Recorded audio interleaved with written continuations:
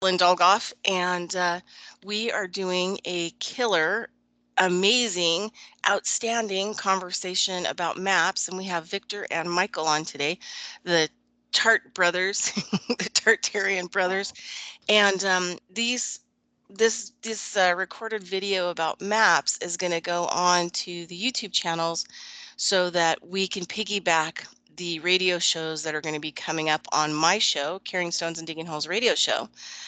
So we can keep referring back to the maps. So when we refer back to the maps, you'll know exactly what that means. Okay, go ahead. You guys are on. I'm going to mute out. Well, hi everyone. Glad to be Hello. here. So, what are we looking at, Mike? The Vatican Yeah. and the Star Fortress right next to it. You can see from the actual border outline how the Vatican City is a citadel. Yep. And then this is the Star Fort right next to it. We have some evidence that this castle was built in 300 AD. Yep.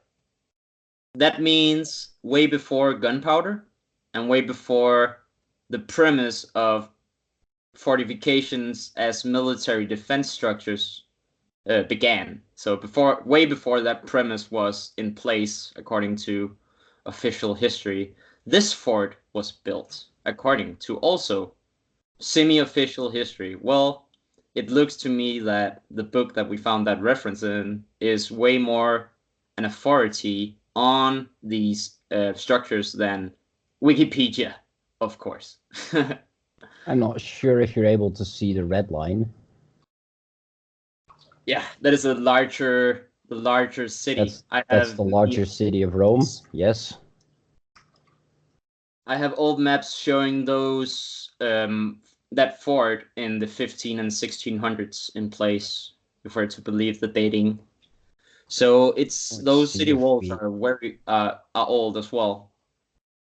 I have some old maps of Rome. Yep. There should be one or two in there with the large city walls. I have a question while you guys are searching. So I don't know if it was John Levy, but somebody I was watching, and he was showing like, kind of evidence from pictures, like, these kinds of type of maps and photos, but the destruction of like the mud flood or the ash mud or whatever that came into San Francisco, and that he showed that there was like kind of proof that there was like, big settlements in California before then the mud flood came and took them out, and that they actually built right back on top of the foundations of the previous. That's very interesting that you would mention that, because today one of my very close research mates called Mike Oz, and you can find him on the Mud Flood and Hidden History Researchers Facebook group. He found this. Listen to this. St. John, New Brunswick. Canada's oldest incorporated city is St. John, New Brunswick. That distinction having been granted by an enthusiastic Governor Thomas Carleton on May 18th, 1785, and unreluctantly approved by the Colonial Office. This city also claims Champlain as its discoverer, June 24, 1604. So you realize it says Champlain was its discoverer, not even founder, which still would be something that's being found. That implies the city was there. A city is only discovered if it was already there.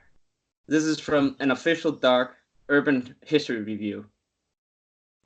Fantastic. See Yeah. how it's all about the language. You have to watch the language that they use. Just like in law. Just like in law. Yeah. Oh, not to get off on a tangent.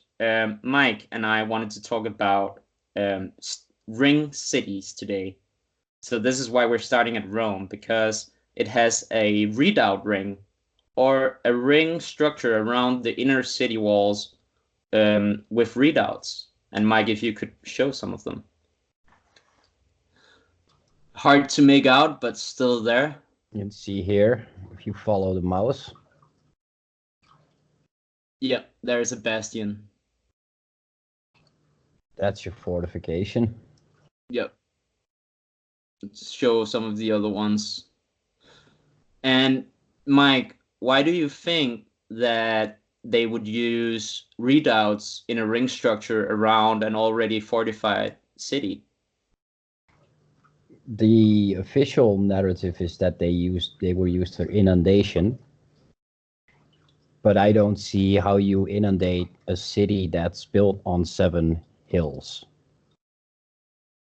No, that is I would agree. It sort of defeats that given narrative by, yeah, sure, inundation could have been used, because if you look at a city like Amsterdam, Yeah.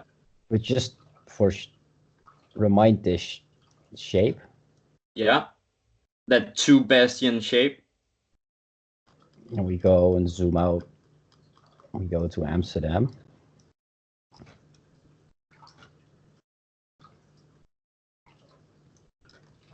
Yeah.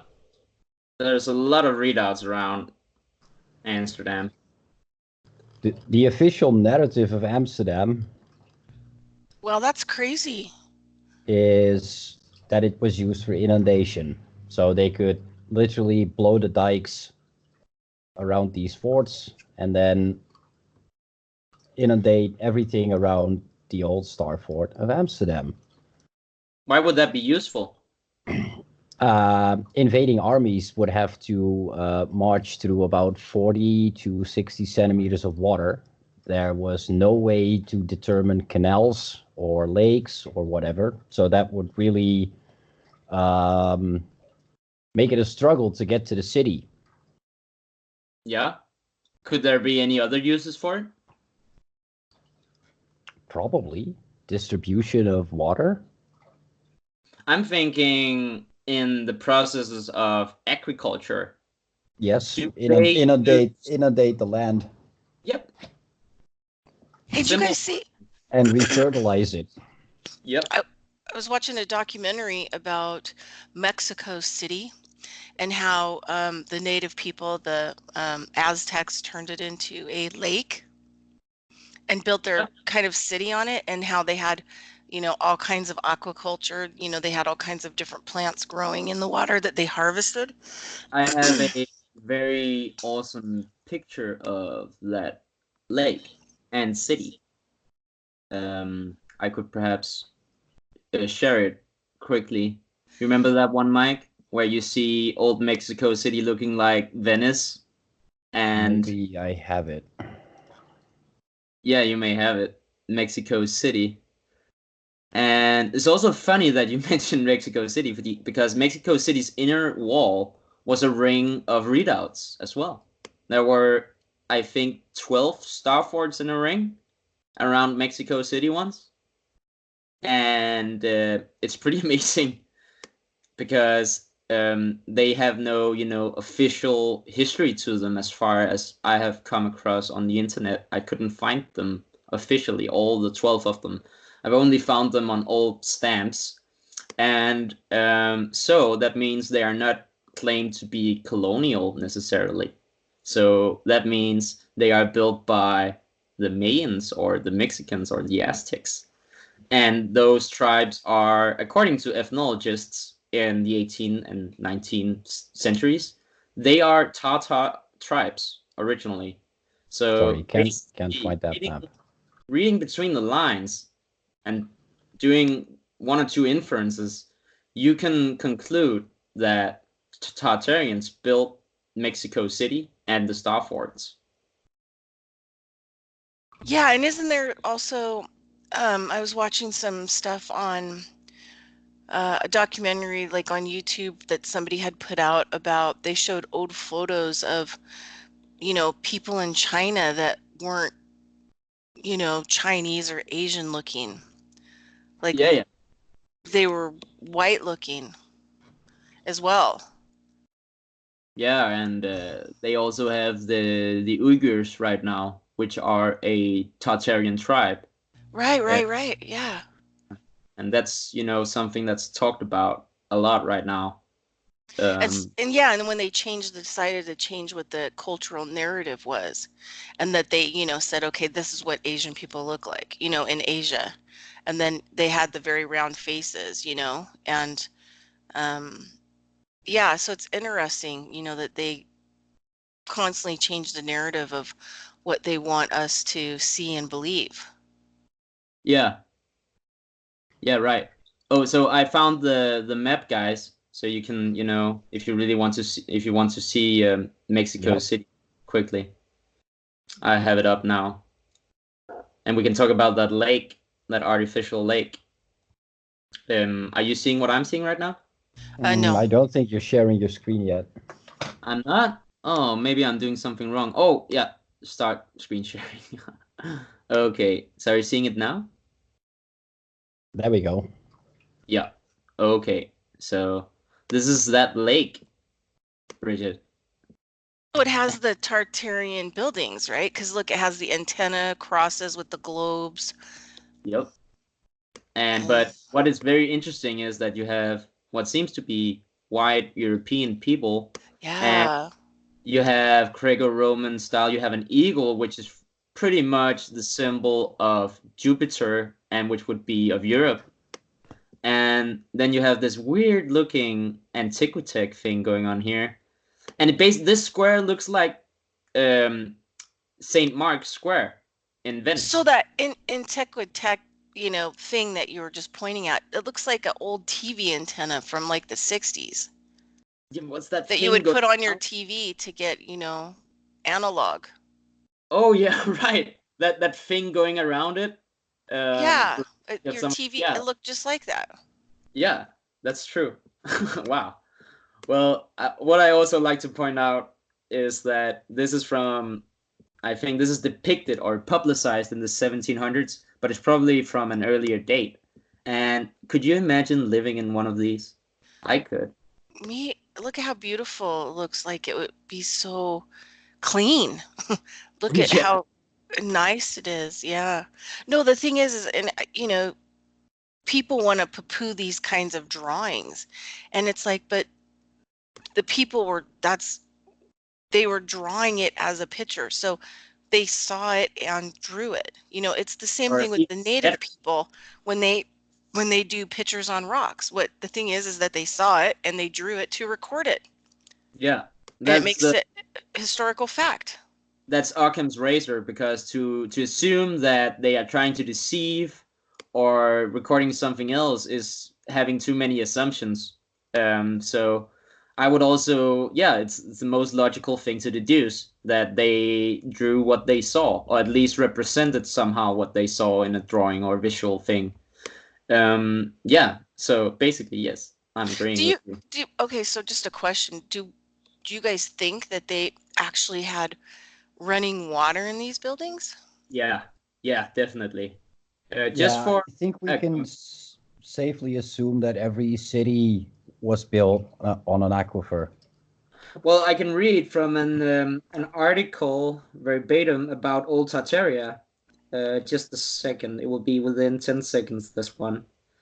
And they say that in the cities of Katai or Tartaria, there once were sewers perfectly and prodigiously contrived. So they are alluding to the Tartarians being the originators of plumbing. And the other official man who is afforded um, that credential is, what's the Moorish man's name that built Washington City? Benjamin Banneker. That is the guy who is afforded that title in the official history, the father of plumbing. And he was a Moorish man living in America, and he was probably a Tatar. Okay, so this is just real quick, and then I'll let you guys map. Because I Yeah. always have these questions, right? That, go unanswered. No. Um, okay, so you always see that wealthy people, right, in the United States or people that are probably from Tartarian bloodline or whatever. So whenever these mud floods would come through, take out most of the cities or whatever, and they were unlivable, it seems like when they were re-inhabited, it's almost like these family lines came back to the area and then made a declaration on some of the buildings that were still standing Yeah, and then refurbished them. Because yeah. there's no real record of these people buying some of these Tartarian architectural buildings, right? They all of a sudden just kind of own them, and then their name is on them. They're owned, you know what I mean? Well, This, what it seems to me what is happening is that there is an incorporation date for the city or for the structural building, and then there are renovation dates, and they just mix those dates around, and then they rename them as construction date or building date. right. What, That is but the what seems to me to be the most probable and logical solution to it. but whoever owns it, they're usually wealthy, and there's no like when did they buy that building? You know They're what I not mean? usually wealthy; they're usually Freemasons. Yeah, yeah, yeah. So they just kind of came in, took over those buildings, and then started to refurbish them, and they got the wealth out of them. Yeah, and they also got to strip it of all the tales the buildings would tell, especially with its foundations and its inner technology. So they stripped the buildings of that to hide history and to accumulate wealth and technology for themselves. Yeah, yeah, great. That's super. Okay, go ahead, guys. Sorry. Yeah, let's go into what Mike is doing. Mike, did you have something to add about ring readouts? Uh, I was just zooming in and out. I'm not sure if you're doing my screen share now, Yeah, I stopped screen but sharing, I didn't I?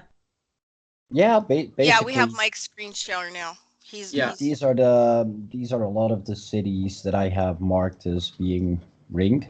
Some of them are not ringed, but like it starts with Amsterdam. You have Utrecht, as you can see here.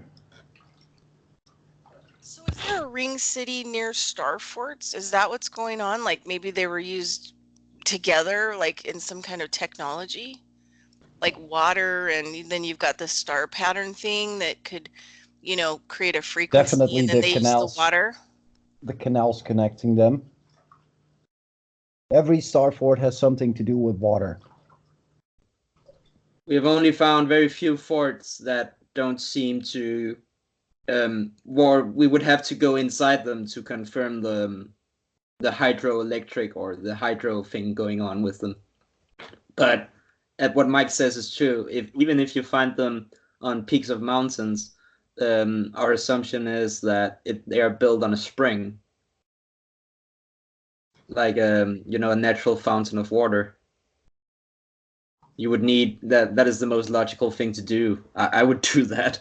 But yeah, Mike, do you think Water that? is the source of life, right? Without water, there's no life. So it seems so very logical that you start building your city on top of an aquifer. What's Yeah, usually in the city center is a big cathedral, yeah, according to or close to the center. And what you'll find in those cathedrals are, for instance, on its ceiling inside, you will find these knobs or protrusions coming from the roof. Those are ventilation shafts, and they're specifically for gas lighting. They can use the bad air and recycle it and burn it to get heat off of it. So they recycle the burnt gas from the gas lamps into heat and actually also electricity, according to some. So very interesting system, and that ties in with Philip Drushinin's gas mining yes, thesis, let's say. Yeah, because it all seems that they were mining gas underneath them, so you would have water support and gas support from them. So like an HVAC system, like a central infrastructure that supplies water, heat, and gas, and also perhaps communication. Because what I also find is that these structures are connected with commerce. It's documented in the history of civil engineering from the 1700s that um, they were commerce structures built for communication. And communication means a lot of things. Commerce can also mean a lot of things broadly.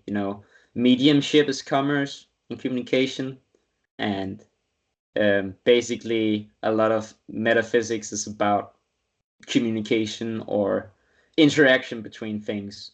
So this whole concept of communication can tie into a lot of things, but I'm thinking that they could communicate by signaling either with radio or telegraphy from these forts. I found a lot of these star forts are called signal forts, and the lines connecting them are called sometimes communication lines. And inside the star forts are some things called communication galleries.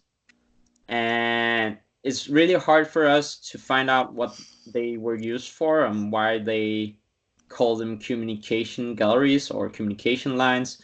So it's basically hard for us to find out why they have done that. And we're theorizing over it, and we sure need help. There's a lot to go. Yeah. Well, didn't you? Oh, so two things. I'm watching these Starfort maps that, Michael's putting up. And it's kind of interesting, like, when he's way up and then he kind of goes down. But even before you get to these forts or rings, you can see patterns really high up Yes. of Yeah, how they're definitely. designed from way up, how the city's designed.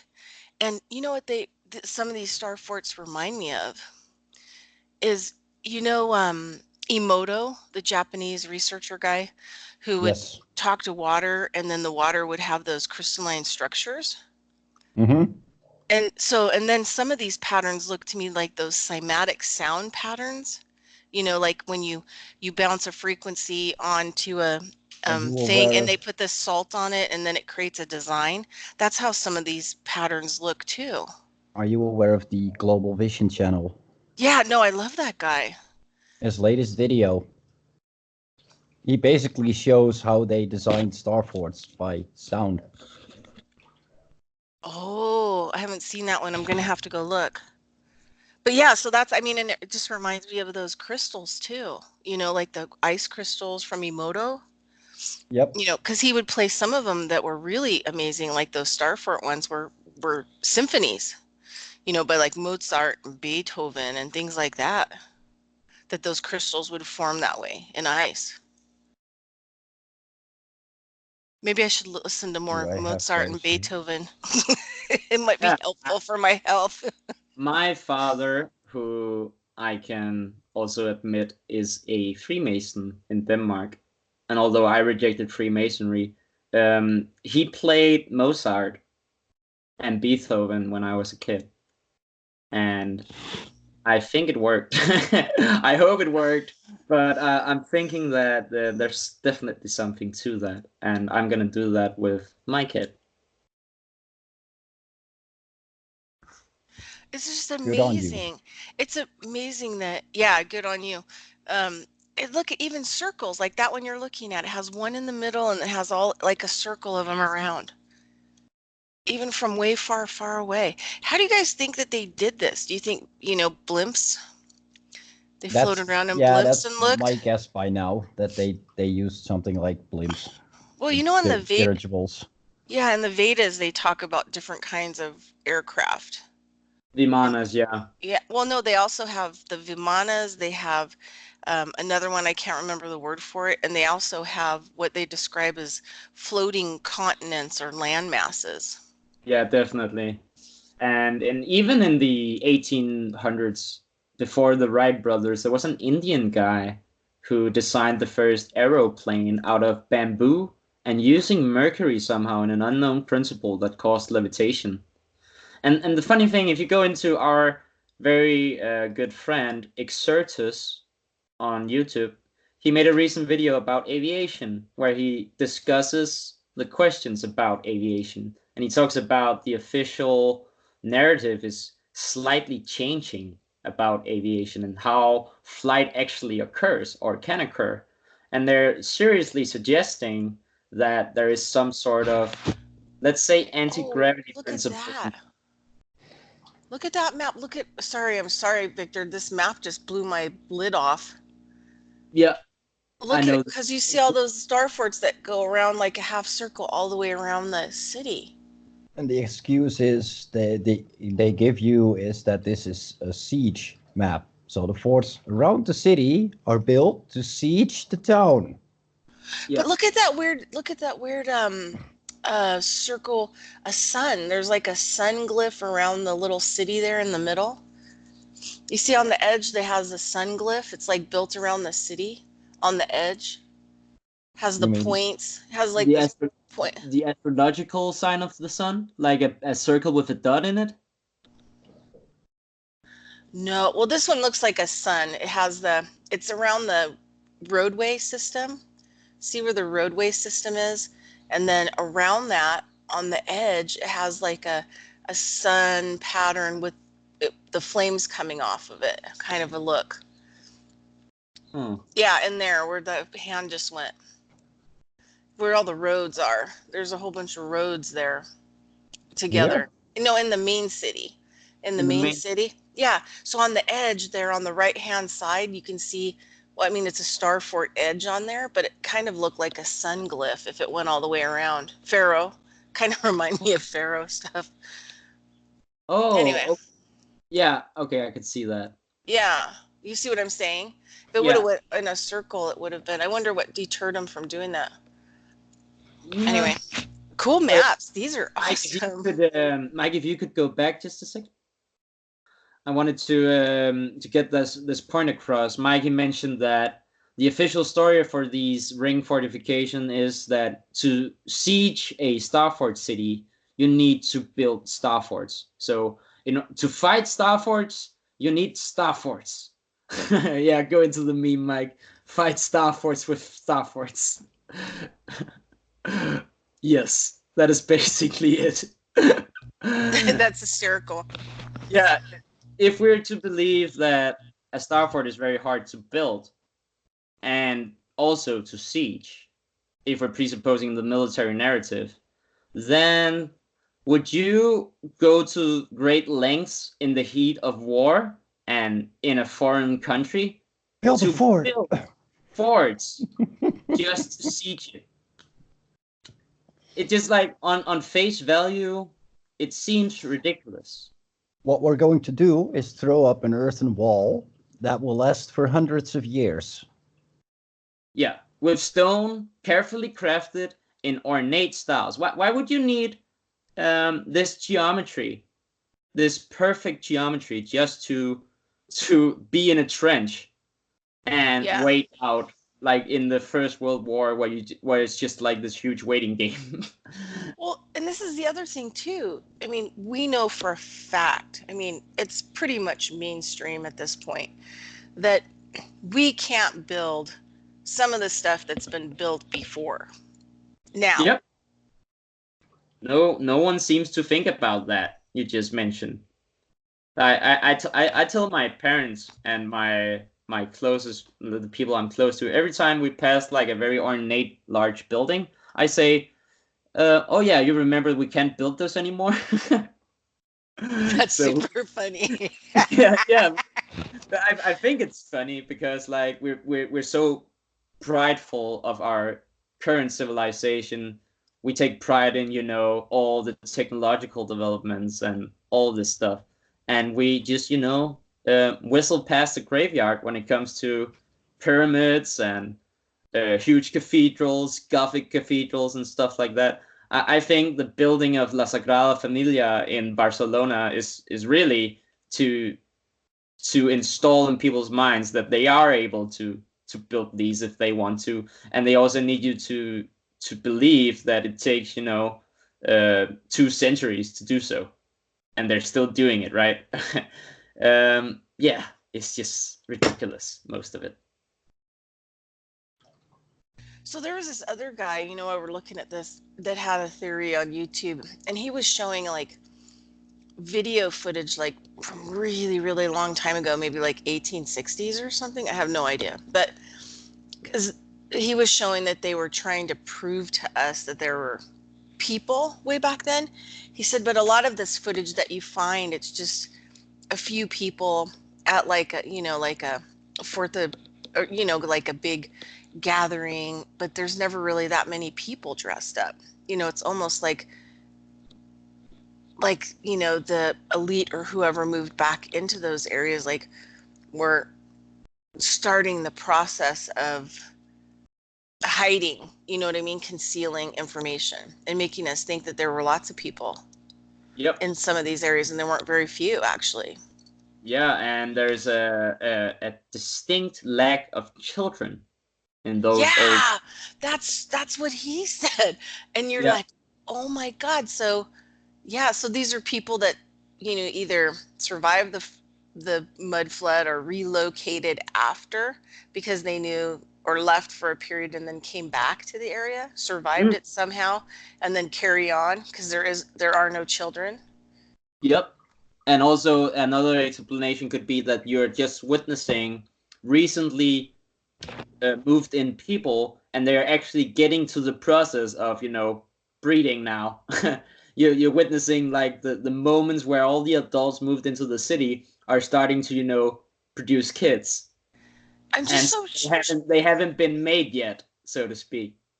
yeah, it's just a trip what we don't know, and we take it fast face value. It's almost Some like mind also, control. The images that they show us yeah. like get stuck in our brain, and it causes our belief system. So it's even an unverbalized belief system, That, with I needed another explanation. Sorry to hijack that, but another possible explanation for the lack of kids could be that the kids, when they are filming, are working inside the factories, all of them. So they're not out. uh Yeah, or maybe they're being indoctrinated underground or something. They're definitely not in the pictures or the photos. There's a lack of them. So where are they? Are they simply not been made yet, or are they somewhere else where they're not filming, or is there something else going on? so I have a question. So every map, especially these newer ones, these Google Map Earth ones, and you have these little star forts mapped out, and then there's this like circle, and then there's one in the middle. Do you think that the outside edge ones, they could produce enough energy that then they could transfer it or kind of connect it to the middle one, and then the energy could reach, broad, you could have electricity over a broad area? This is most likely the case, yes. Hmm. Yeah, and they also, if you watch Global Vision, he will show you how they use these stacking principles, where they stack the layers of perfectly laid out geometry, and that is a amplification of the wave. So they have these waveguide systems Oh, built that in. that church right there has a big old story that they like to sell you. I forget. I remember I saw a movie that they did on that cathedral where it took But the guy. many, They are were you still sure it's building this on it one? after the guy. Well, the story was the guy was in this town. They decided to build it. I forget what the main story was. And then he decided to design it into a cross. But then he was building on it his whole life.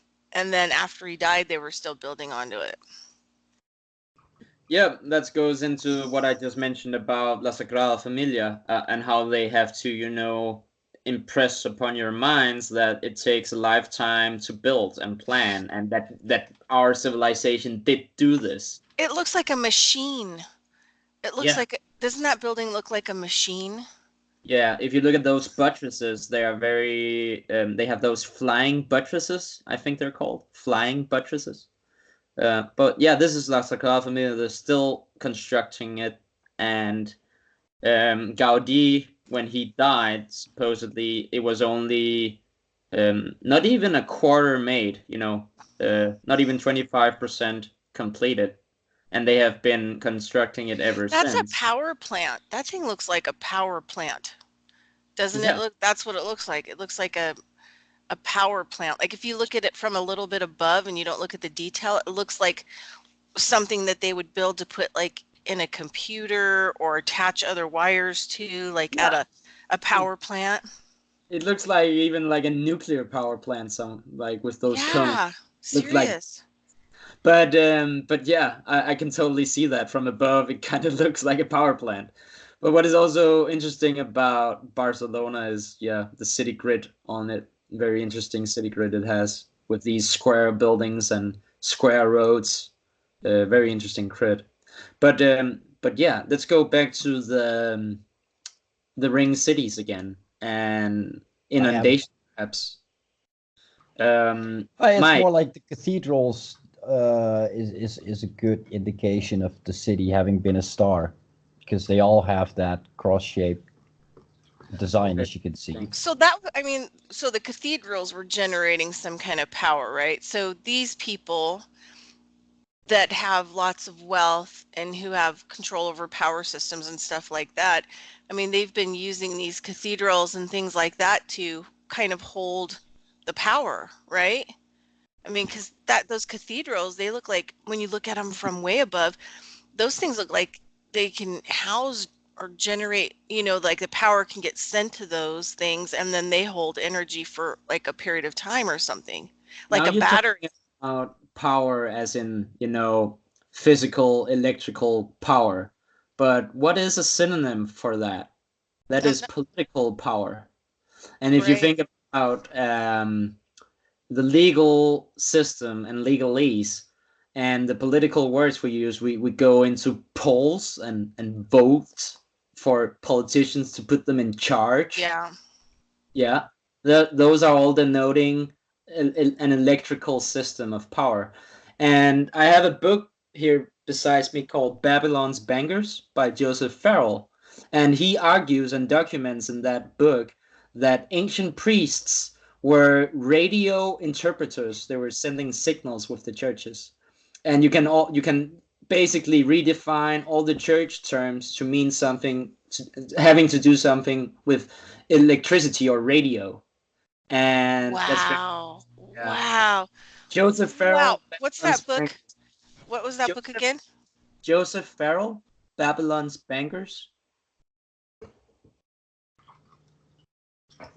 Very interesting book. I have it right here. I did a lot of. It's called The Alchemy of Deep Physics, High Finance, and Ancient Religion. So he goes into how churches were used as a form of dark magic.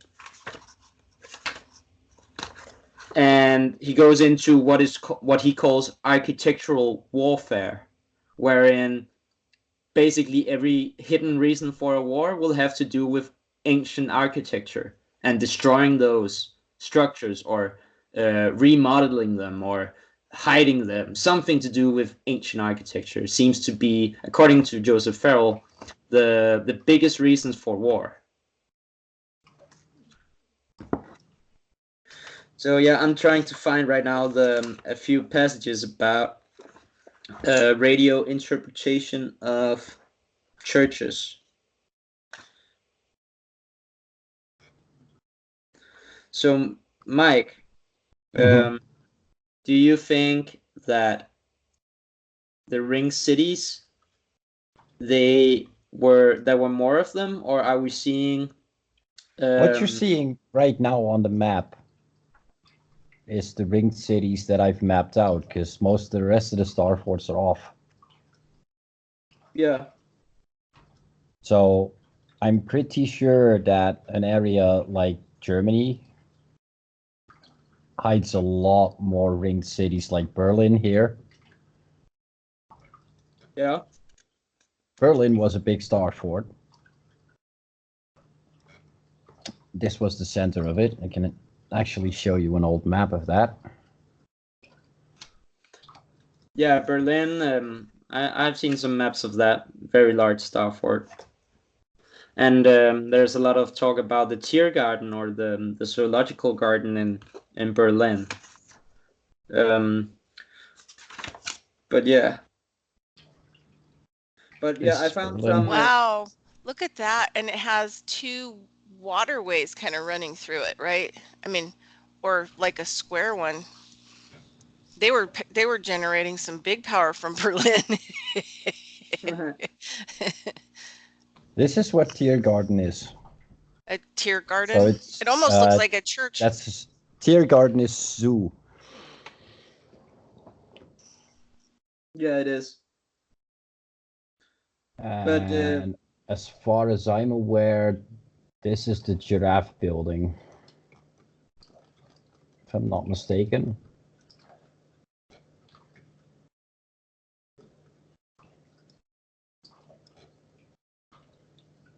but yeah, I could just finish my point about Joseph Farrell's radio churches. Oh my So God. Yeah, go ahead. I just on that last photo with the how the circle was in the middle of the roads. I just kind of had this thing where, they're driving towards that circle in the middle of the road in that zoo forest thing. And by the driving of people going in and out of those areas and around that circle ring, I mean, that's generating a lot of power to that center point, right? Even a car driving on that road could do that. It could yeah, be harnessed, right? all depends on how they would harness that. Yeah. So how smart are they at harnessing such mechanical power? But Is the because thing is, it's an acupuncture needle in the middle. They drove around it and the roads came into it. And with acupuncture, just from my end of it, because that's one of the things I do, is that you can shift if you're good at what you do and you put in, like, you could just, in two needles, you could just shift a person's whole body. mm, yeah. So I guess that those subtle energy grids could Yeah. mean a whole lot. Yeah, I get your point. Okay, so read us some Joseph Farrell. Okay. So Joseph Farrell, he talks about this scientists and something called paleophysics. I'll just read a bit. One scientist who tackled this problem very directly is German physicist and engineer Professor Dr. Ing Konstantin Mehl, Meyl. Mehl is the author of probably the only comprehensive and highly mathematical textbook treatment of the production of such scalar or longitudinal waves in the medium. So he's talking about scalar waves, and that ties into global vision and what Mike and Nathan and I have been researching with the waveguide systems of Starforts. So I'll carry on. The title of Mail's book, all 655 pages of it, is Scalar Waves from an Extended Vortex and Field Theory to a Technical, Biological, and Historical Use of Longitudinal Waves. For the technically and mathematically minded, this book is a thorough introduction to the theory and practice of scalar waves, if one can get through the sometimes shaky English translation.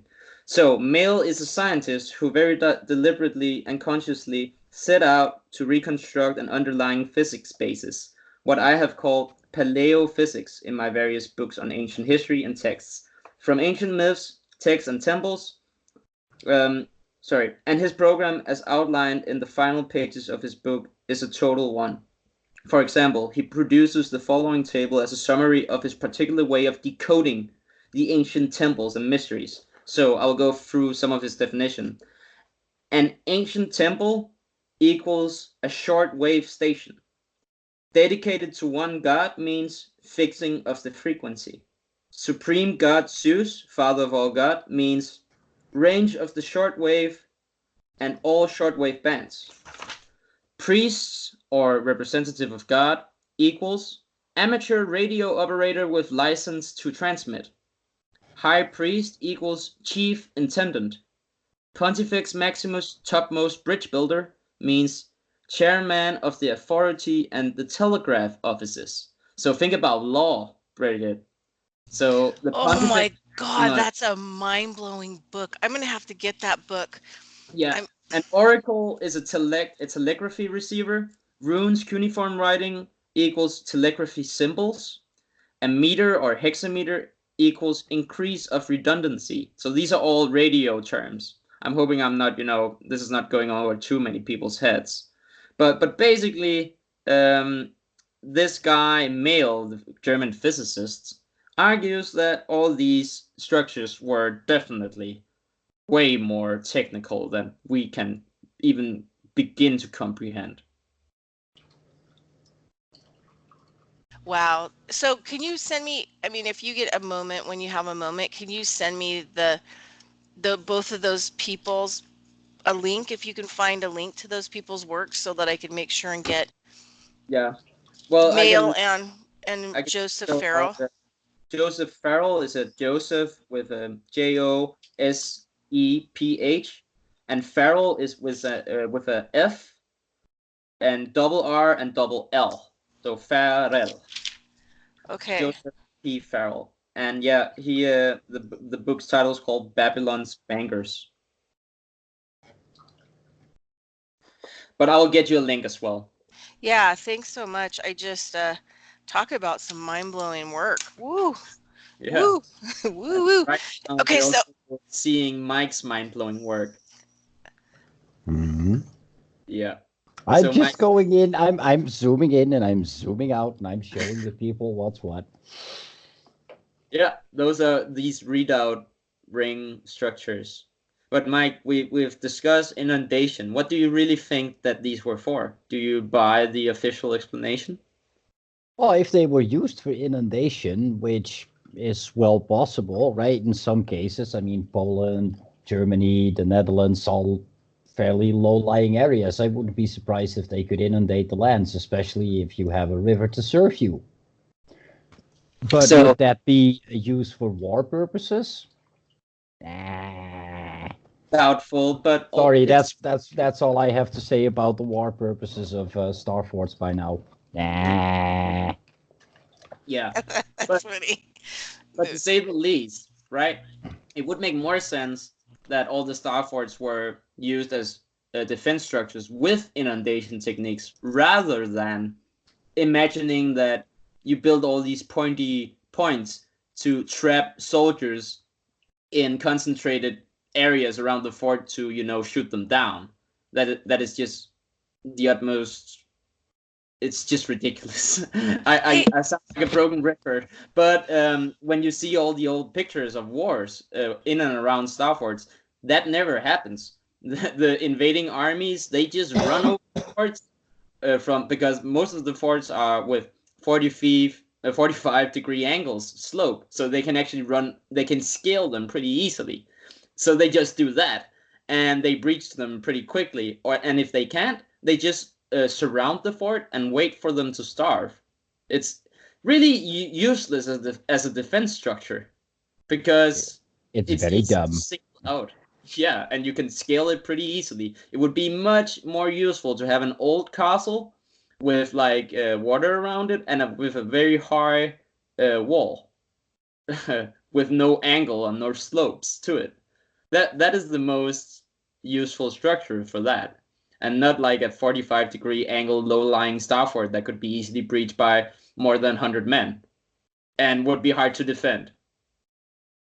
yeah, no, I remember when I was a kid, in the US, we have Sesame Street, and there Yeah. was always this, or was it?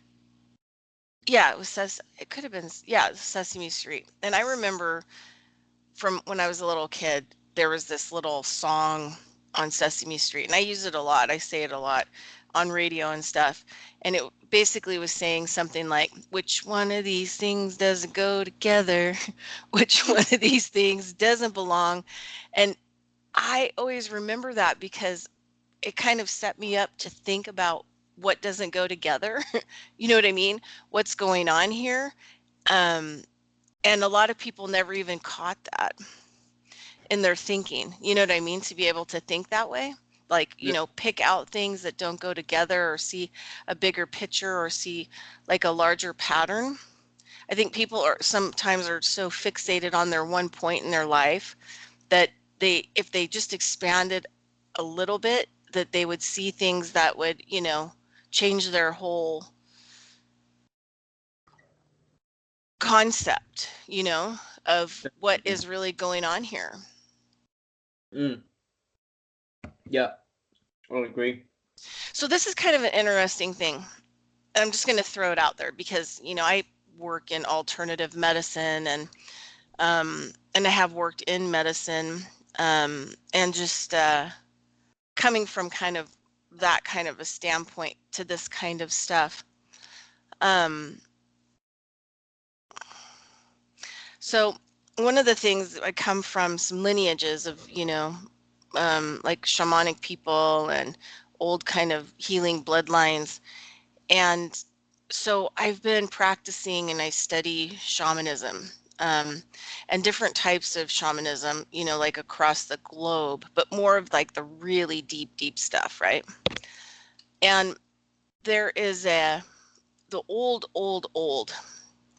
a lot of it, like they say that it comes from 10,000 years ago in South America. And it comes from two specific lineages. One is the Yaqui and one is the Toltec, even though the Toltec one's kind of been washed out, but the Yaqui one. Yeah. So Well, I one of the, keep reading that the Toltecs were the most ancient of those tribes, and they were basically killed off by the Aztecs. yeah, well, because of, but anyway, so when we go back to like really ancient types of shamanism work in South America, they call it sorcery, right? And if you go to the Bible and what they tell the mainstream, the worst possible thing on earth is sorcery, because that's what they declare to the main public in the Bible.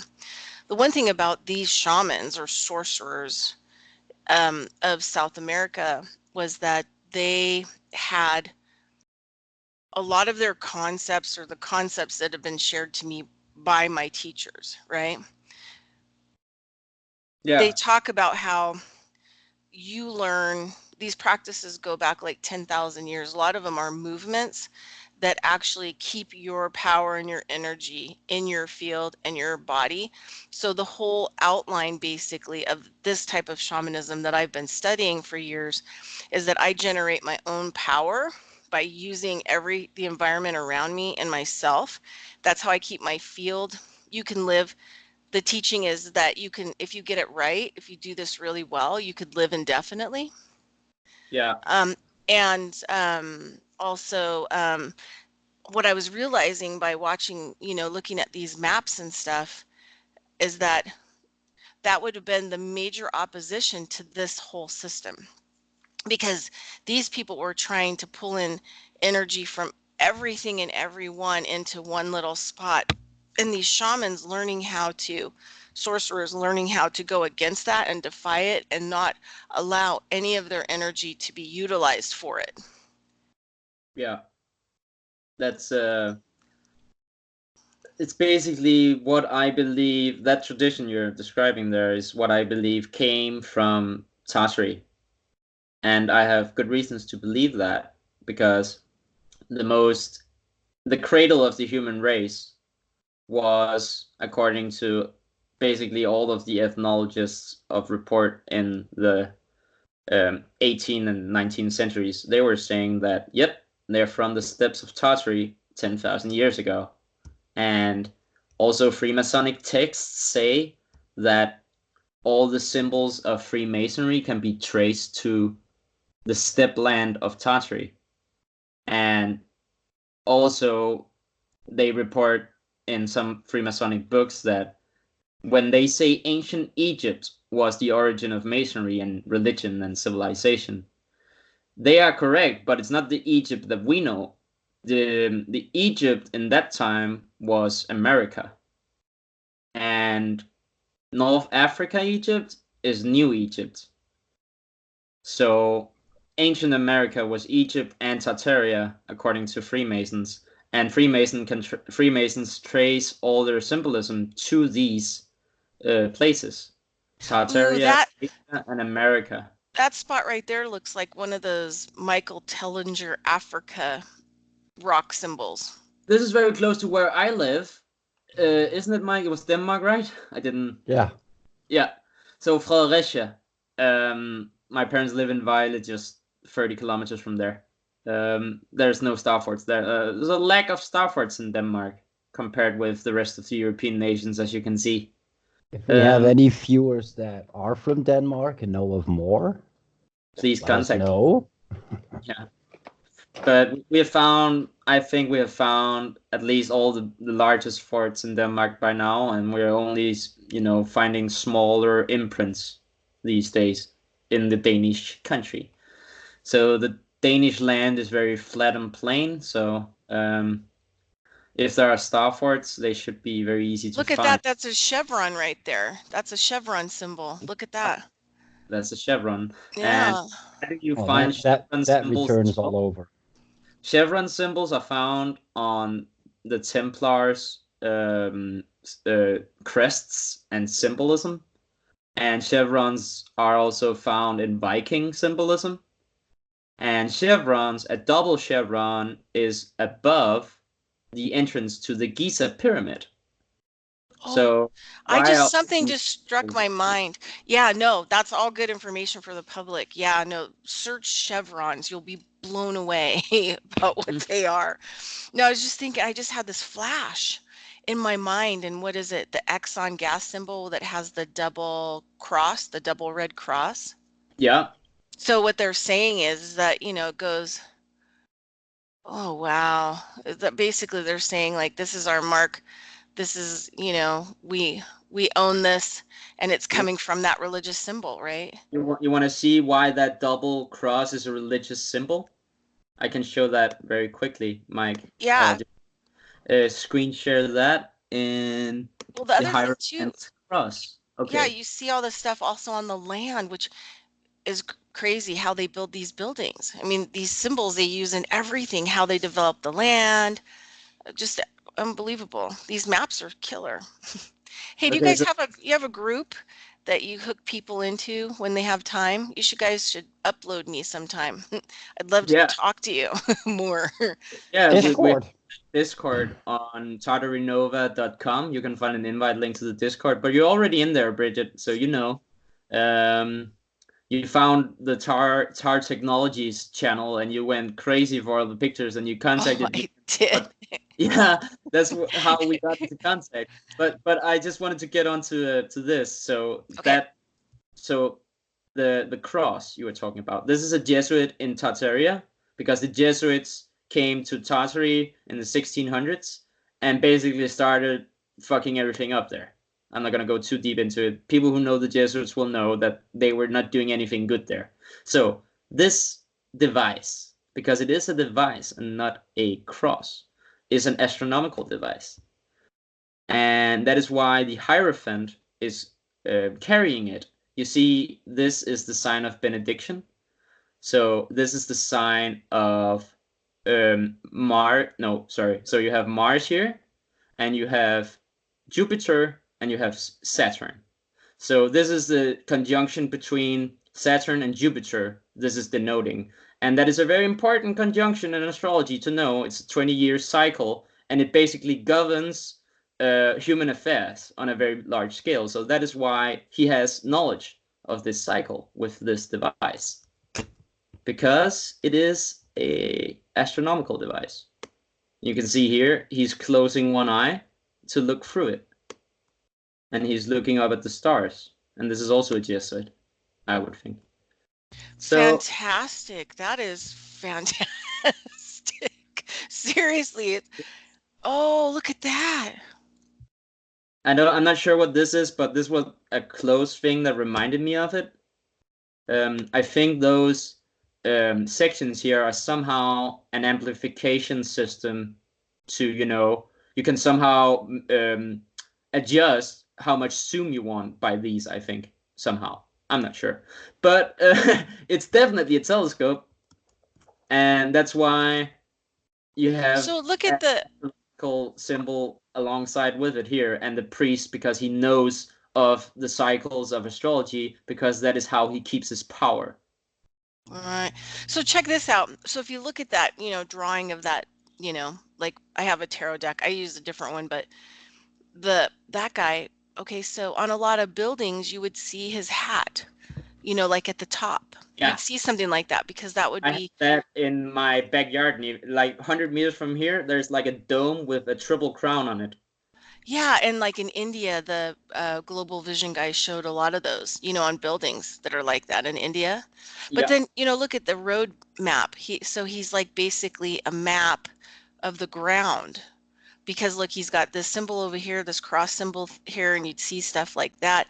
Then he's got like two roads coming in from his shoulders into one road, right, with the crosses on it.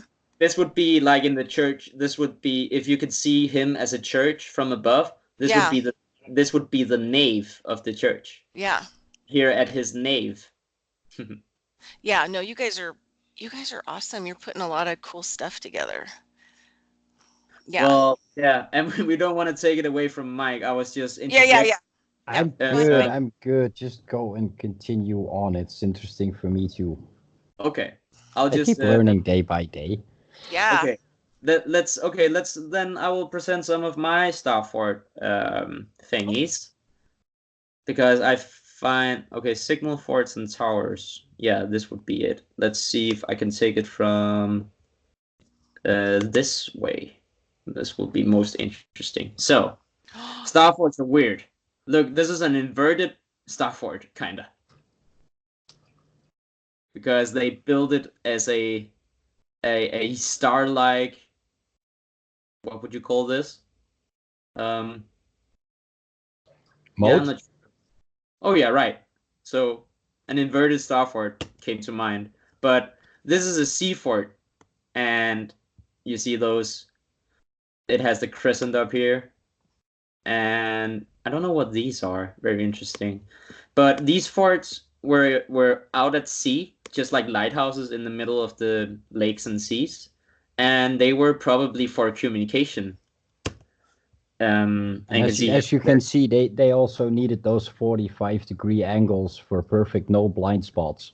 oh yeah, right. Because the boats sail up and want to attack this, it would Yes, be yes, very smart for the boats to concentrate right here, right? yes. Makes perfect sense. Right. Oh, this one is amazing. Um, it's like it looks like some modern piece of tech in the middle of the ocean, and then it has like this communication tower on top, Well, and isn't that you can see how in the middle of it there's water. So they're basically, I think they're using hydroelectricity to power whatever is signaling. That would make sense.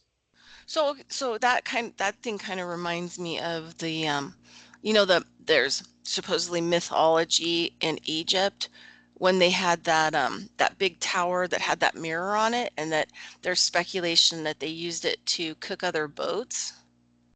Oh yeah, yeah, right. Archimedes mirror. Yeah. I Yeah, mean, I think that's probably true. I don't think they cook things with it. I think that they probably communicated or sent signals back and forth or something. yeah, but I also think they could like with frequency weapons they can be Oh used for yeah. Yeah, or for disorder, right? yeah, So yeah, I'm thinking for sure.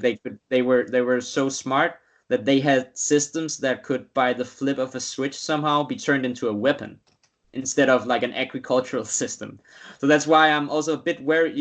I would think it would be very smart to have an agricultural inundation system with Starforts, and then if you also have the problem of an invading army, you would have like a built-in also defense system with water. I think that would be pretty smart to have like a both like multiple applications to one Well, thing. look at that. That thing looks like it's floating on a leaf. Doesn't that look like Oh, a leaf? it's being transported or constructed. Oh, I think transported. So they moved these large structures out at sea. So you would construct it inlands and move it out at sea. That's how I would imagine them doing it. They would probably do it around the harbor and then use these as somehow as a foundation in the harbor, perhaps using the tides to get grounding, and then high tide take it out. But I'm useless speculation, I know. So, but I want to get into the signal fort thing. holy Uh, cow. Look at that.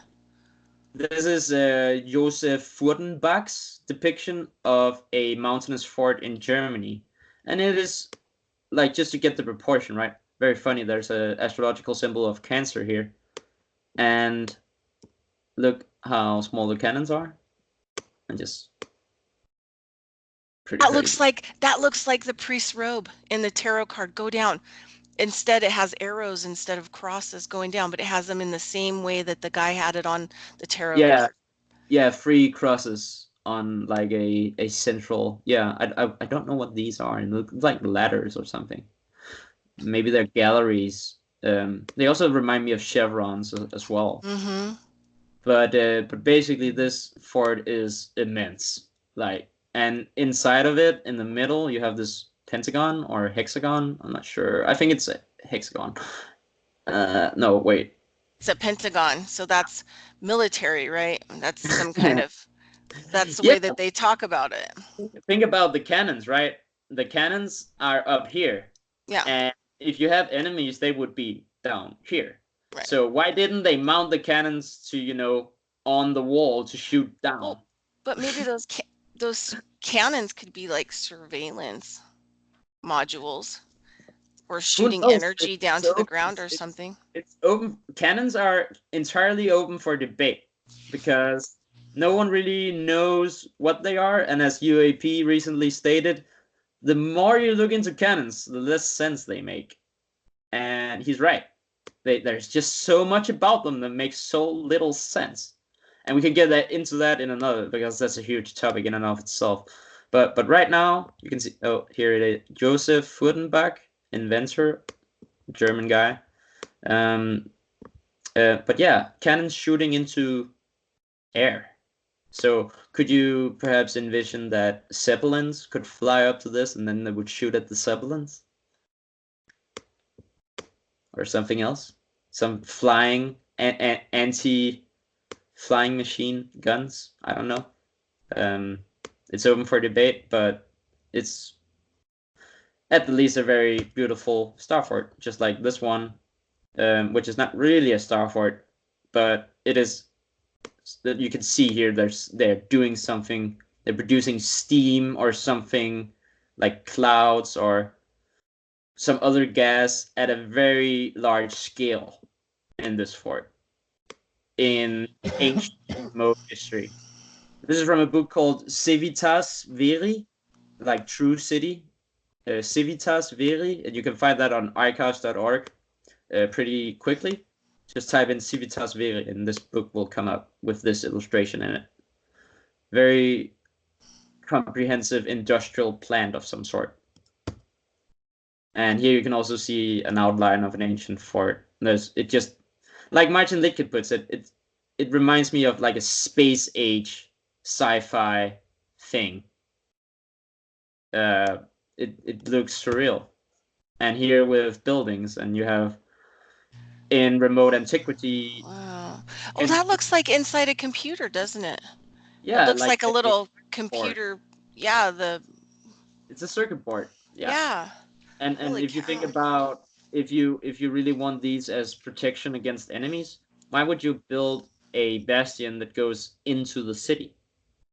Who are you protecting yourself from with this bastion? No one. The contradiction here is basically the direction of the bastions. This one is going out, this one is going in, and it makes no sense, people.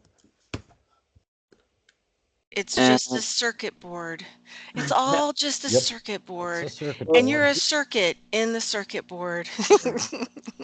These I like to call geomancy forts, as that guy Joseph Fell told about. He talked about paleophysics. And some of these fort structures you will find in and around gardens. So in an ancient garden in Versailles, they would have like a star fort with trees on it. And they wouldn't call it a star fort, but it definitely is a star fort. So it's weird.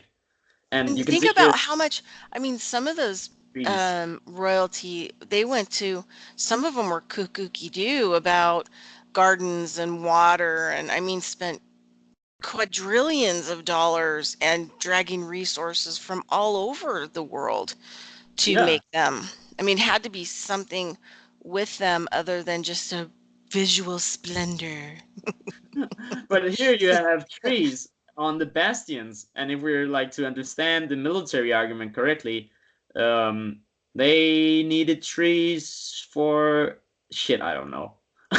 I don't know. I don't know why they needed trees in war, but they somehow did. No, I'm kidding. These trees are for something else. Well, how many did they put in that drawing for the chevron up there? We go back down. I just wanted to count and look at, go back in. Up at the top there. Oh, no, go, yeah, that one, right up there. How many trees were in that chevron? Like 3, 3, 6, 12, so 24. 24. Well, that's a 6. And over here, you even have a larger concentration and all these weird Well, things. look But at how, yeah, look at the circle and design in there. Like it's a little star fort of trees within a star fort yeah, within a triangle.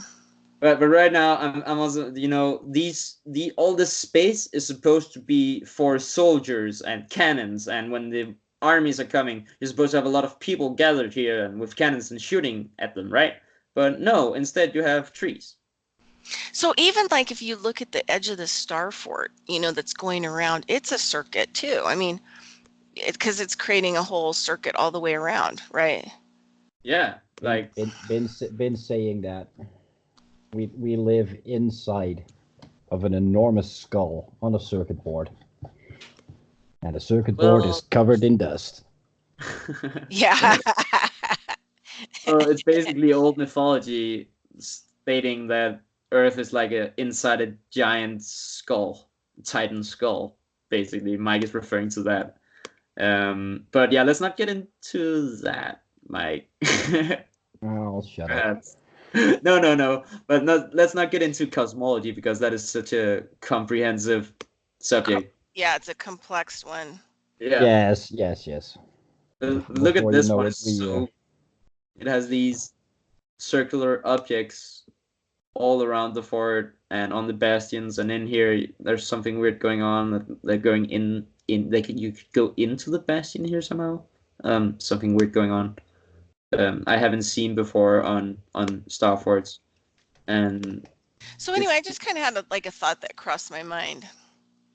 So, I mean, they know that people can kind of go out to some of the crop circles and they can kind of determine if they've been fake made or if they've been made in a way that they don't understand, like they don't really understand how they were made, but made by some kind of energy field. I mean, obviously they're a communication, right? Because everything that we're just going into here is all about communication. It's all about energy. It's all about symbology. So I wonder if like crop circles are some of the people here communicating with some of the other people here. You know well, what I mean? A message that most people couldn't resolve and only for like a select few. maybe the reason why we're getting crop circles is because some of these structures were taken out, whereas some energies sometimes land here from above, which aren't being taken care of, which creates the crop. Oh, I'm not sure. right. I've seen some That's kind videos. of a cool concept though. This is like a pagoda in France, by the way. A pagoda in France. Just think about that. It's not there anymore, as far as I'm concerned. I think it was taken down like in the 20th century. It may still be there, but I'm not sure. You can go check that out. I don't have the name for it right now, but yeah, pagodas in France don't really seem to make a lot of sense because pagodas are Chinese architecture. Hey, that rhymes. Badoom. Yeah. So Pagodas in sense. Tartary in Europe, and here's a tuning fork. I would think it's amazing, very large, and But that's this something you ball, can pull up, right, Victor? The iconography of the fasces on top of churches, incorporating both Christian and Islam symbols. yeah, I have a lot of that. But I wanted to point out that this bowl down here, I can't remember the letter. I think it's D. Yeah, it's D, and it says Boule de Bronze right here. So this large bowl, which is very large compared with the tiny little human here in antiquity, is made of bronze, and it's mounted on like these pointy I think pointy edges. I read there, and then you have another layer of pointy edges, and then another layer of pointy edges. So what's going on? Really crazy. And I think this is all communication Isn't technology. that like an orgone accumulator or something? It could be Big a copper rods into the air. It could Or be definitely or a one of tower. those Tesla tower thingies too. Yeah, but this is supposed to be in before the Renaissance or in and around it. So what's going on, guys? Yeah, for our viewers, what is going on? Yeah, and yeah, just like these, many of these towers are still here in France and Italy, and just standing there to be, analyzed. Okay, so here inside a Starfort, we have something called Galerie de Communication, and it's pretty weird. You would have that, and also here, Which Gallery. translates as communication gallery. Exactly. So, what type of communication is going on in Starforts? Are they communicating within the Starfort? Or are they communicating to someone else without the Starfort? Outside of it. Um, and yeah, I all the lines connecting the forts are also called communication line. I will find that. So I have a Um, question for you. Not to get into cosmology or anything out there, but they could be communicating to somebody off planet. They could be communicating to people who live inside the Earth. They could be communicating across waterways. yeah. I mean, So all the above, kind of. so, but let's just Going back to the multi-purpose effect, right? yeah, Yeah. exactly. But let's just focus on like on ground. So these Yep. lines are connecting a lot of the starports, and some of them are hundreds of kilometers long. And these are called ligne de communication or communication line, and they have readouts on them. So what Philip Drashinin, the mud flood guy from Russia, and our good friend Philip, he basically documented that gas pipes in Russia, they use sort of similar protrusion on their gas pipes to act as a compressor for the gas, so as to maintain it. I think, I'm not quite sure, but they build these star 40 points on the gas lines, and I think that these lines are gas lines for that reason, because you find they could also, of course, be on subterranean aqueducts, I could but it's show either real gas or life. I could show a couple of real life example of those lines in Russia and the Ukraine. yeah. If you can find those, we'll just switch over to you. Um, because these lines, if we're presupposing gas lines, then I would think that you could use pneumatic tubes to send long distances, just as you had in like early America with all the corporate structures sending pneumatic tubes, right? What if that Hmm. went underground in ancient times over vast distances?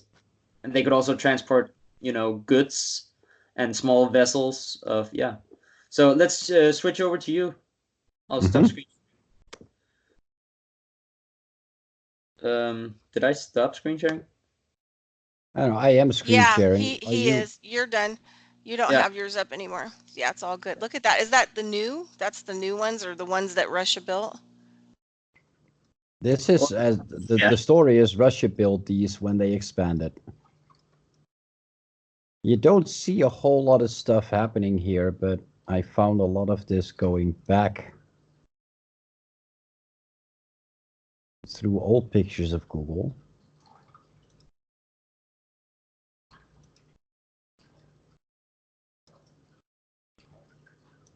That show you more of an outline stuff going on here. So I have a And question for you eventually guys. Do you it think that picks up again. the reason why the world has made Russia, because I'm half Russian, but I missed my culture language by one generation. And do you think that like the reason why we're told lots of negative things about Russia is because Russia still has a lot of keys to all of this kind of information that is in it? Because Other than the Mongol hordes, no one has ever invaded Russia. yeah, so I mean because there's so many brilliant people that come out of Russia. You know what I mean? That are talking about things that most, I mean, at least in America, that are just so incredible and brilliant, but stuff that, we've never ever heard. And it's kind of a normalcy in Russia that they talk about these kinds of things, in science. And I've had people on my show from Russia that are just unbelievably brilliant, and the technology they're building it just blows my lid. I have this one, Valery Yurov, and he was a UFO guy in the for the military in Russia for years and years and years. And then he ended up traveling, started reading ancient texts because he reads multiple languages, and started looking at, pyramid places, around the globe. And then for 30 years, he studied this stuff and then went to those places all over the world. And he realized like it was all about technology. And now he's building this pyramid technology that can change humans even, and our abilities. And you can put them in homes. He puts them in water, and then you bathe in the water, and that you get you can regenerate your body. And he's in Russia. Wasn't But Global Vision the one that presented that video on Mercury, Victor? I think it was Global Vision initially, yes. do you think so? Do you think like that? I mean, I'm not putting words in your guys' mouth. What are your thoughts about? Do you think that the Tartarians are still in control of Russia and have been there, and that's why nothing's ever gotten in there, and not a lot of information's ever gotten out Yeah, until now? I think Tatarians are still in control of parts of Russia, not exactly the governmental structure, but the underground structure of Russia, I would think. And they are also in charge of, I would think, uh, lands very close to China, such as some parts of Korea and Taiwan, Formosa, and such places. I think they have strongholds. Not, as a people living in um, ur urban life and, beneath the poverty lines. No, I'm thinking secret societies. Yeah, and people still hold a lot of power, a Yeah, lot of energy, whatever, the resources probably. yeah. I would think that some of the most secretive secret societies that we haven't heard about would be conclaves of ancient Tartarians that are somehow working their way back.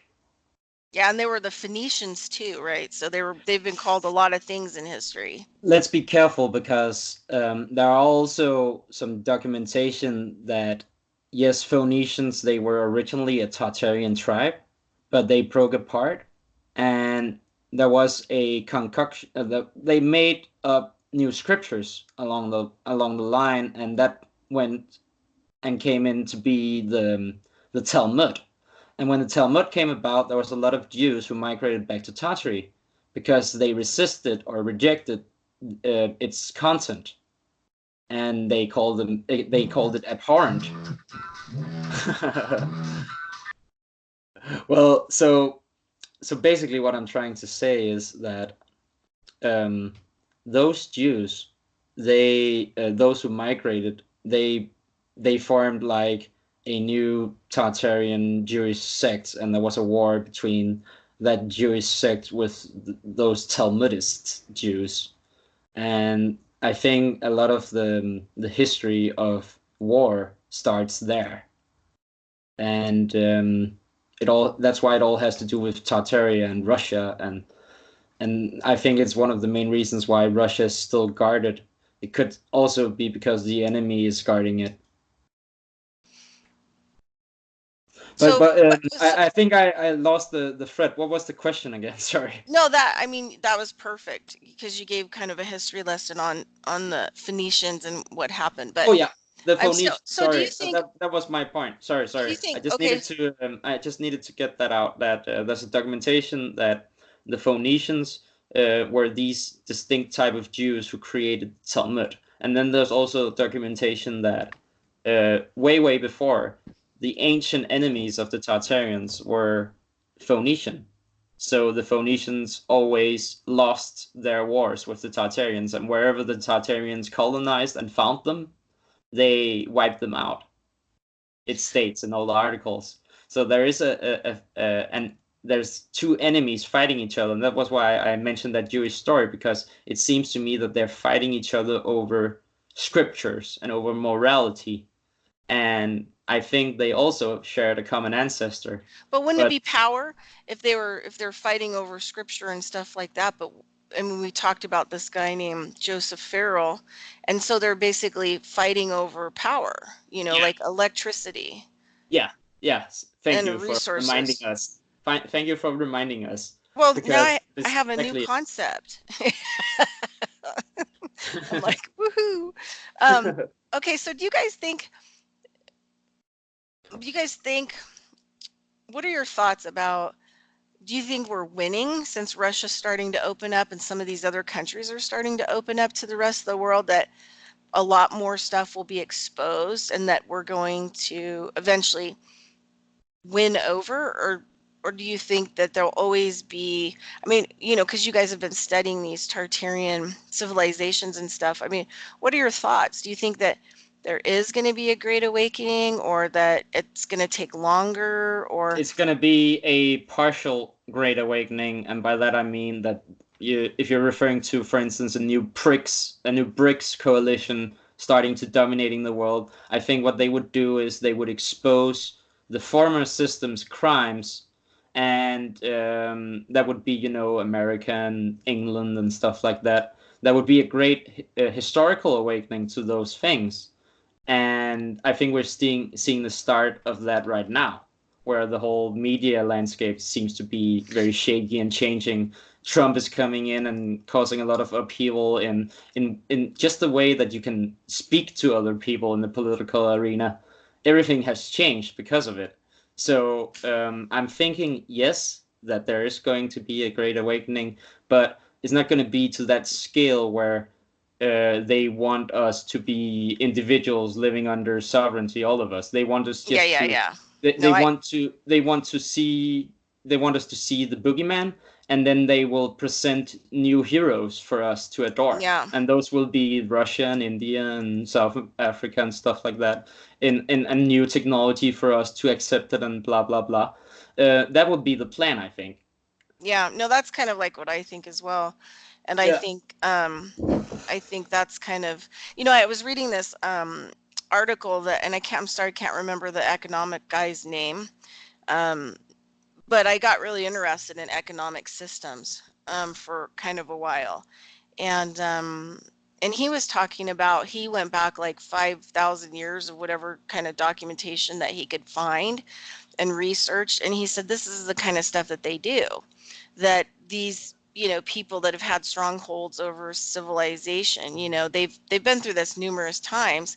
And he said what they do is they just change the core of the financial system to another location. So, France got to be the big, financial hub at one time. Then, they kind of annihilated that, and then they moved it over here.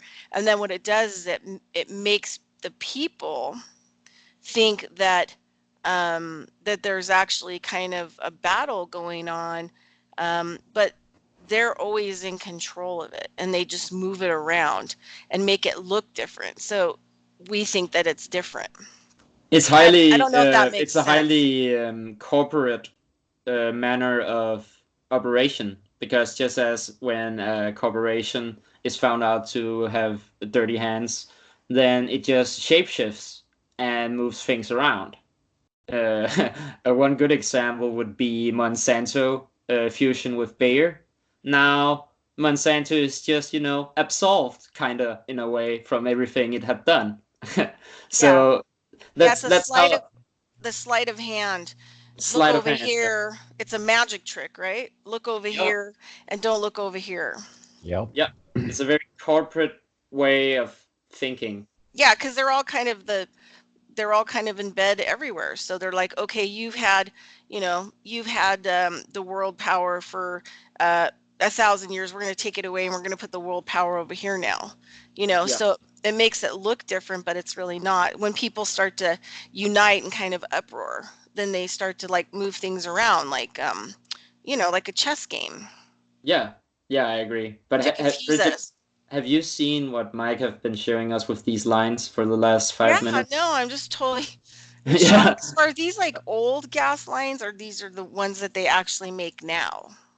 these No, are all, these are the old gas lines.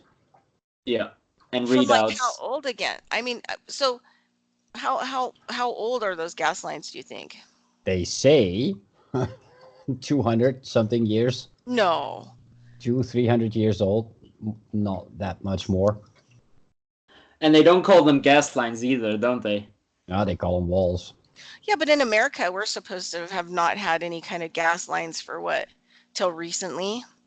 Till we became you know, Well, Modern. yeah.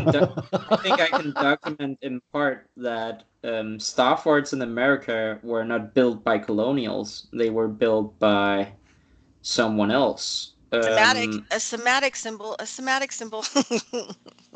Well, we're thinking Tartaria because, there's a lot of references that Tartary was in America and that they built all the cities, and then the colonials just came in and found the cities, as the citation I read from earlier on the show, where what was it? New Brunswick in Canada, that was discovered in the 1600s and not, built. It was discovered, and that was an official story, right? So they're basically telling us a lot of things if we learn to read correctly, as you pointed out earlier. So yeah, I'm looking for the fortification reference. It talks about the mound builders also building cities and forts in the American land, and they talk of them as that they must have been a high civilization because they knew the principles of geometry in the military fortifications very well. So they're saying Starforts were not built by colonials, but by mound builders in America. And the mound builders are shrouded in history. And why are they that? Because they are Tartarians. I'm showing And New York.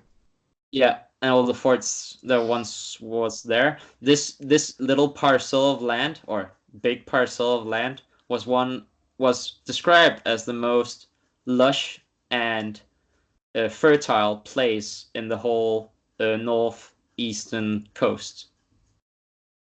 Perhaps even in the whole of America at one. I can't quite remember, but it was one of the most fertile places there back then. Is that? Oh yeah, a new military map of Virginia. This is the Pentagon. Is that the Pentagon? Yep. This Wow. is Washington. That's the old map of the where the Pentagon is, right? Here's your White House. Here's your pentagram Yep, there's the street pentagram. layout, and this here is your Pentagon. Wow. And Benjamin Banneker, the Moorish architect and father of plumbing, who was probably a Tatar, is said to have, in the official story, surveyed the city, but according to Moorish history, he was the one who actually built the city. Reno. Hey, Reno shows up everywhere. Look at that right there. Reno. Reno. That's where I live in Nevada. Reno, Nevada. Yeah. What's Reno mean? You guys think? It keeps showing up. And this is the hub. This is a hub here of the elite people. I can prove it. I can prove it, Interesting. like how a lot of stuff here is built and how the state is run. So our state here is the only state in the United States that doesn't have a separate constitution. So nobody that gets, put in, there's no elections, has to ever even consider the people of the state. So the other 49 states actually have state constitutions, which do create Whoa. laws to protect their people. And so Wait, here, anything so happens. does that mean that if you ever reverted back to the constitutional Republican offices and counties and stuff, would your place be, you know, no man's land? Well, no, what it is um I don't know. I guess I don't know what it would be. I mean, the way that it was originally set up supposedly was that each state was going to be its own country, right? Yeah, And then they have are it, still they are yeah. still own Well, not countries. not really because they're not really run that way. They're run Oh, now by the federal government, which it's is, just vacant. The offices are just vacant. They could yeah, be filled in again, and it would work yeah. just as it worked But once. yeah, but what it means in Nevada, because we don't have a state constitution, it says that the federal constitution was adopted in behalf of the citizens of Nevada. So the downside of that is that if you get, you know, arrested, or you have to go to court and you have to get, it says right in the laws, and you have to get a public defender, right, to defend you because you don't have the money to get another fake defender, um, then they have to negotiate your guilt, even if you haven't done anything. They will go behind your back and negotiate your guilt so that you will always be, like a criminal of the state, and then they'll prosecute you that way. So, because you don't have any state protection that you could Yeah, try to they use. So, if you have to sue the state, you can't sue the state. You have to ask to get an attorney to sue the federal government, which, I mean, down payment on something like that is $80,000. So yeah, and nobody ever can really, let's just define attorney here, yeah, because attorney really does not mean what people think it means, and it really means to give over your rights, basically. So when you apply for an attorney, you become a ward of the court, and a ward of the court is defined as an infant and a belligerent, one who does not comprehend law, or yeah, let's ward of court, infants and persons of unsound mind. Yeah, see guardianship. So, thus, an attorney occupies a dual position which imposes dual obligations. This is from attorney-client documents. So, his first duty is to the courts and the public, not to the client. And wherever the duties to his client conflict with those he owes of an officer to the court in the administration of justice, the former must yield to the latter. So it also states that a client is one who applies to a lawyer, and clients are also called wards of court. So that would be infants and persons of unsound mind, according to Black's Law Dictionary. So that's why you shouldn't apply for a lawyer. And that's yeah. also how the game is rigged against us. Right, and it's super rigged in Nevada because people here are always shocked what they get arrested for, and that they have to serve a lot of time or pay huge amounts of fines just because Nevada is the federal government, and the federal government, which is the rulers, run here. It's very interesting because in Nevada, in Las Vegas, for instance, right? Las Vegas is named after the Vega star system in our skies.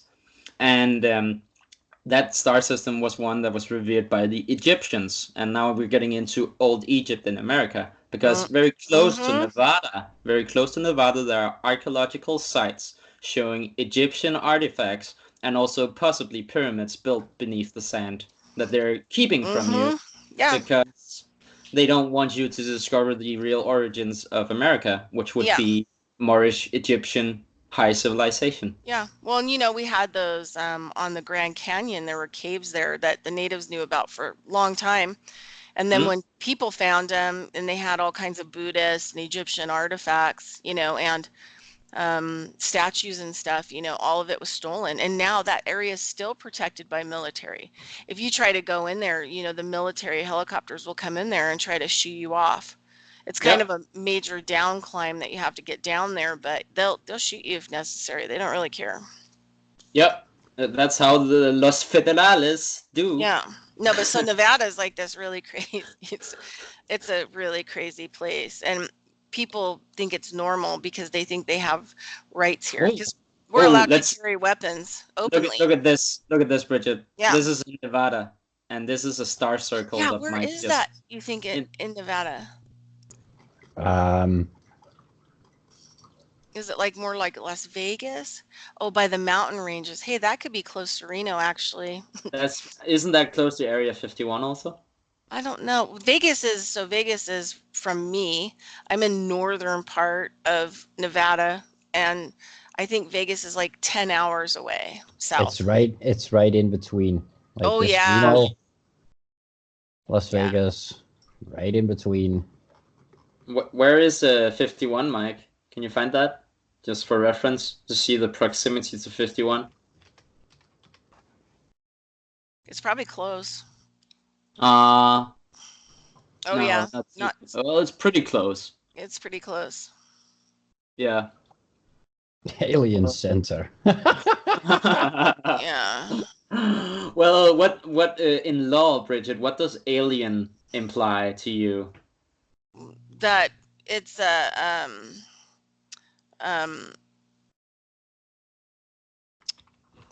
um that it's a immigrant or A foreigner, That's a Area what? 51. like a foreigner. Yeah, a Also, foreigner. yeah. So, but if you break down the word, you get very interesting yields. You know, alien, like Yeah. lean. So that law connotation is very interesting. And then you also have, if you remove the n, you have a lie. Yeah. No, exactly. No, I've had Jordan Maxwell on my show. He loves those ones. He loves Yeah. those he loves those legal words. He loves Yeah. them a lot. Well, crazy that you had Jordan Maxwell on. He was one of the guys who inspired me to go into linguistics, Yeah. esoteric. He Yeah. inspired me too. Like I was one of the first people on YouTube.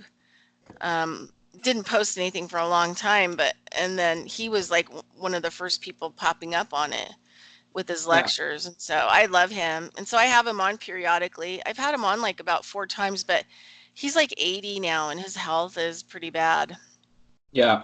And they did some really bad stuff to him. I mean, 2016, he was living in an alley in Los Angeles, and it's very dangerous, especially for somebody his age. Thank God Oh somebody yeah. helped him and got him up. But, he's had a really rough time. And um, he still knows that there's some places of information now that he has to draw the line, um, because they can make things a lot tougher for him. He's a little bit not scared, but he's just kind of knows the perimeters now of what he needs to stay in. So he really focuses on language and people understanding what that stuff means so that they can find their own way. Yeah. And what a contribution he has made. Oh, he's like, I call him one of the modern day superheroes. I mean, literally. Yeah. Superman came in to save the day. Jordan Maxwell flew from another planet Well, to give it's us not. information and teach us things. No, it's not inaptly applied to Jordan Maxwell to call him a superhero. That's true. Definitely not inaptly applied. He was But one of the first ones, wasn't he? yeah, Yeah. he talks And about an experience of well over 30 years, perhaps even 40 years of no, he looking said, into this. no, he said he has 60 years of body of knowledge. And they stole all of his websites and copyrighted everything. So, and then they were making money off his own stuff.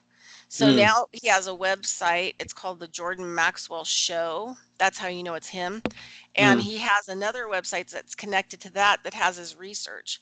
And he asks for a $30 USD donation for a lifetime, but his attorneys have him put it into a membership form, all of the really secretive stuff. And he's got a guy who's now uploading stuff onto the research center every day that Wow. Jordan's had 60 years of research and knowledge. And you have to remember when he was doing it, it wasn't this easy. You had to travel to go talk to people. You had to go find books.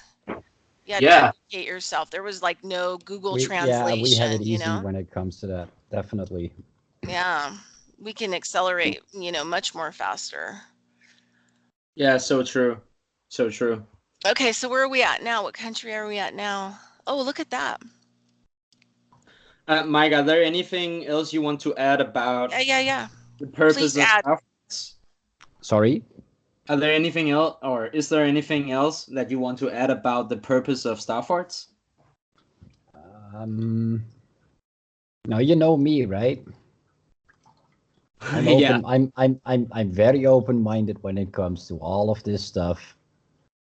And in the meantime, I find these real things that I can touch and see on a map. They're everywhere. I mean, I've just flicked on everything. Yeah. Earlier, you were just looking at ring cities. So where is the, I'm going to ask Mike a question. So where is the, like in all your study of star forts, what do you think is like the most, is there any place on Earth that is more exceptional than other places Yep. in your mind? And where would that be? Are we going there? There you go. Malta. What, Malta. why do you think it's so exceptional? Explain to me. It's Malta. Malta is 1, 2, 3, 4, 5, 6, 7, 8 star cities altogether. Yeah. I've been there. Because It's right there in the middle where you are. Yeah, this right is a there. city. This is Valletta. It's It amazing. has its own star fort. I remember diving or snorkeling in Valletta, and I This was remember seeing like this comes back to me as a memory. I remember seeing the bastions underneath the water it's amazing. because the bastions extend far down by the sea sometimes, and it's pretty deep by the coast there. Some places. So basically, it looks like just small computer chips in a computer, Yep. especially this Malta Yeah, with it's antennas. It got antennas on it. So basically, 5G is just a negative of what could be potential. Like we have all of these things on Earth that could drive any kind of electricity or information that we needed. But no, we have to duplicate it with electronics called 5G that is actually, killing people and will kill lots of people and will try to take over, your brain signal when we already have this on Earth. We already have this technology that's a lot more holistic and better than, because that's the, I had Mark Steele on my shows, and he is the whistleblower for 5G, and he calls it military weapons because he was the inventor for the military, I think in the UK, on developing protection for microwave combat for military, right? That's what he's an inventor. That's what he does. So he knows about all this stuff. He's worked in like, high ranking thing. And when he saw 5G and what it was and the kind of technology that they built and are putting it out and what's happening to people's health, he decided that was the end of it and he had to become a whistleblower. And so he talks about it and he's taken apart on his video channel one of the little 5G things that came off a light, a street light, because it has the blue light in it. It has an antenna. It has all kinds of ports that you can actually put different kinds of applications and technology into each one of them. I mean, so basically they're little, these star 40 things. That's what they are. They're little, but they're electronic Yeah. and but they're using them because they say that 5G will go faster than human thought so that they can control our thoughts. yeah, But we don't need that technology because we already have this other technology that was already built that's holistic, that works kind of sort of with nature, right? That they could yeah, use for any of this kind of stuff. So yeah. they're taking this technology, making it into a smaller form, and then using it as a weapon against us. Yeah, because that's the only thing they can do.